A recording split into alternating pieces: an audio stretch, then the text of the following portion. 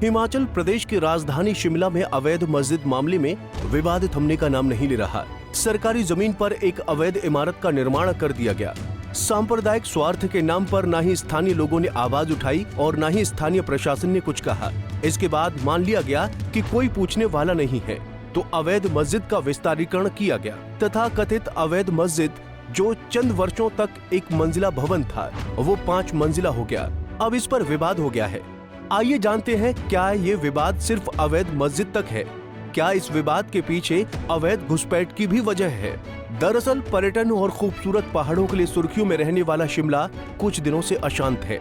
यहाँ स्थानीय शहरवासी सड़कों पर उतर आए हैं। इन शहरवासियों के विरोध प्रदर्शन के पीछे की वजह है शिमला के संजौली में एक अवैध मस्जिद। इस मस्जिद का निर्माण तथाकथित तौर पर 1950 के दशक में हुआ है। स्थानीय लोगों की माने तो पहले यहाँ एक कच्चा ढांचा हुआ करता था। इसके बाद नगर निगम की नाक के नीचे अवैध रूप से पक्का भवन बना दिया गया। इसके बाद भवन का विस्तारीकरण हुआ। मस्जिद का ये भवन नगर निगम की आपत्ति के बावजूद खड़ा कर दिया गया है। न डर है न कानून की कोई परवाह।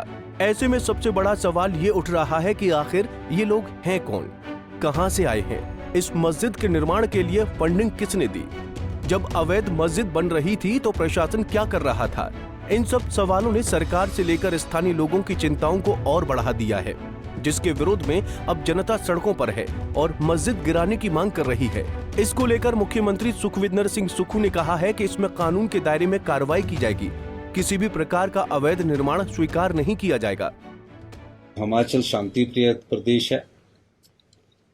हिमाचल में किसी समुदाय और किसी धर्म के लोगों को काम करने का कोई इनकार नहीं है, लेकिन जो भी हो कानून के दायरे के तहत हो, कानून की परिधि में हो और कोई ऐसा भावनात्मक बात ना की जाए जिससे किसी धर्म को, किसी समुदाय को हानि पहुंचाने की बात हो।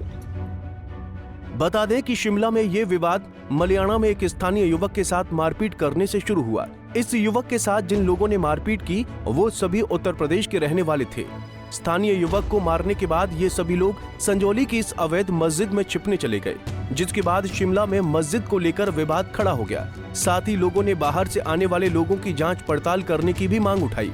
पिछले 10-15 सालों से हिमाचल के सभी शहरों में मुस्लिम समुदाय के लोगों की एकाएक तादाद बढ़ी है। ये तादाद बढ़ना किसी साजिश का हिस्सा है या डेमोग्राफी बदलने की कोशिश, इस पर अभी कोई जानकारी नहीं है, लेकिन स्थानीय लोग इसे एक बड़ी समस्या बता रहे हैं। सरकार भी इस समस्या को लेकर अवगत है।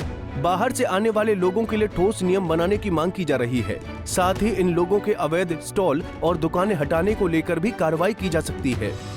वहीं शिमला के संजौली स्थित मस्जिद में हुए अवैध निर्माण को गिराने के लिए मुस्लिम समुदाय तैयार हो गया है। गुरुवार को मुस्लिम वेलफेयर कमेटी ने नगर निगम के आयुक्त को पत्र सौंपकर अवैध निर्माण को हटाने की अनुमति मांगी। कमेटी ने ये भी कहा कि जब तक अनुमति नहीं मिलती है तब तक अवैध निर्माण वाली जगह को सील करके रखेंगे।